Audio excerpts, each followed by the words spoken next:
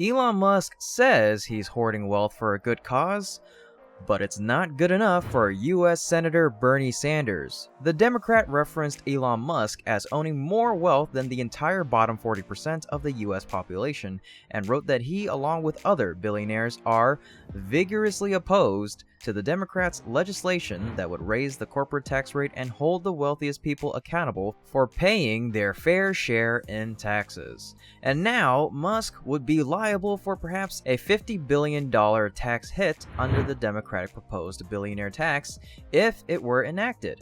Let's forget all about that, because Elon Musk just revealed that he has better plans for his money, even better than paying his fair share of taxes. What's this ingenious use of his money, you may ask? Let's find out in today's episode of Great SpaceX. Unlike most Americans who earn money through paychecks that contribute to an annualized income, billionaires like Musk himself derive very little wealth from their own paychecks. In fact, Musk has never received a paycheck from Tesla. You know what? Is that actually happened? Of course it happened. In 2018, Tesla did offer Musk a check for the California minimum wage of $56,000, but he once again refused it. Instead, Musk receives generous stock offerings. Therefore, his net worth is primarily tied to his stock holdings rather than his annual income, which provides tax benefits. But it looks like this situation will change as a new tax proposal unveiled this week by Senator Ron Wyden of Oregon directly targets the 700 or so richest Americans. That, of course, impacts the people on the very top of the list, including Amazon co-founder Jeff Bezos, Microsoft co-founder Bill Gates, and Tesla and SpaceX CEO Elon Musk. Under the proposed bill from Senate Democrats, taxpayers earning over $100 million in annual income or have at least $1 billion in assets held for 3 years or more would owe billions in taxes.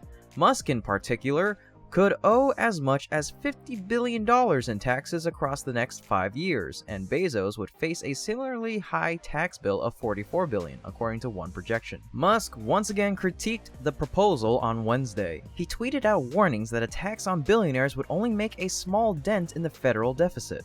Washington, he ominously added, would eventually come after the general public too. Eventually, they run out of other people's money, and then they come for you. The post bears some resemblance to former British Prime Minister Margaret Thatcher's famous quote about the problem with socialism.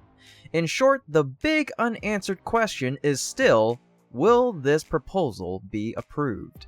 Musk now rents a $50,000 prefab home in Texas. He's not known for lavish parties or extravagant trappings, nor does he make particularly large donations to politicians. His final house, a mega mansion in San Francisco, hit the market in June, and when it sells, Musk will be in the surreal position of owning no homes. Indeed, you did not hear wrong. And also, it's not a joke. The world's richest man is set to be homeless. It's truly a bizarre feat for one of the world's richest moguls. You know, besides renting the $50,000 prefab home, that is. Just wanted to throw that out there. I mean, is it even renting at that point? I don't know. Anyway, that begs the question, what is Musk saving all that money for? Musk once admitted that he wanted money to fund his long-term goal of transforming humanity into a multi-planet species. And recently, he stressed it by repeating this in recent tweets via Twitter. My plan is to use the money to get humanity to Mars and preserve the light of consciousness. Musk aims to establish a self-sustaining city of 1 million people on Mars by 2050. He estimates it would require sending 1 million tons of cargo to Mars to achieve this goal. Except pending regulatory approval, other things seem to be going well, as the first orbital flight of Starship, SpaceX's most powerful spacecraft designed to conquer Mars, is scheduled to take place in November. So far, though, no one can pinpoint exactly how much money the Martian colonization plan will ultimately require, but that obviously requires a certain amount of capital. Musk estimated in 2019 if it costs $100,000 to transfer 1 ton to Mars, it would be around $100 billion to start a Martian city. At the end of his estimation, a city on Mars could cost $10 trillion. Of course, this is an unbelievable number that not many of us have ever thought of. To be honest, I probably won't even make 0.000000001% of that in my whole entire lifetime. How much is that even?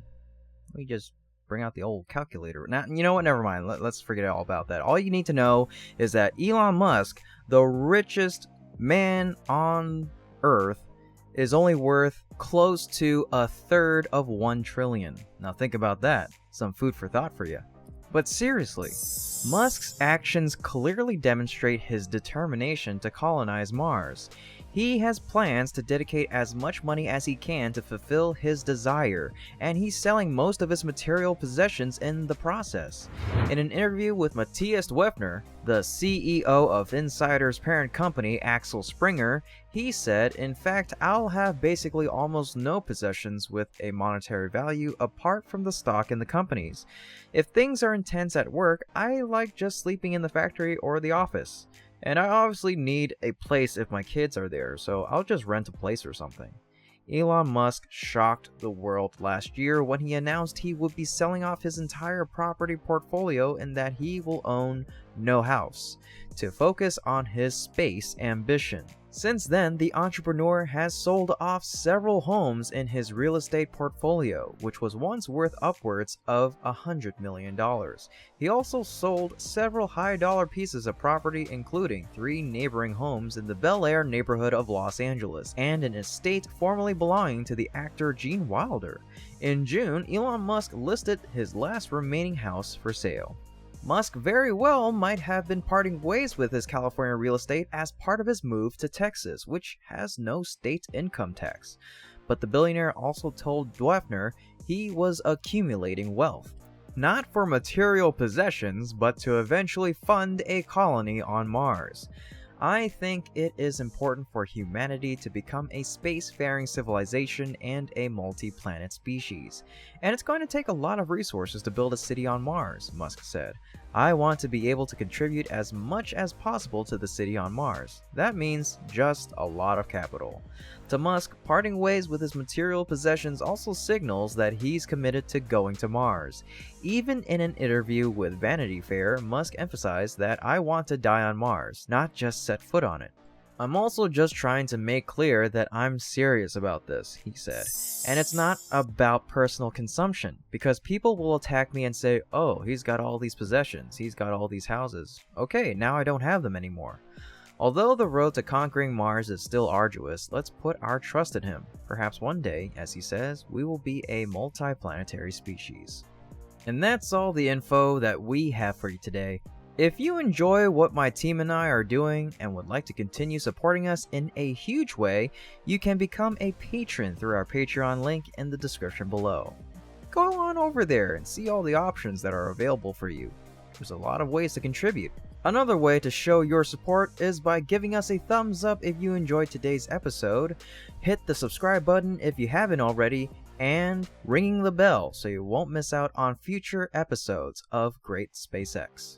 Everyone's support is the motivation for us to continue on giving you up-to-date information about space and SpaceX-related content. Anyway, as always, this is Kevin, and I'll be seeing you next time.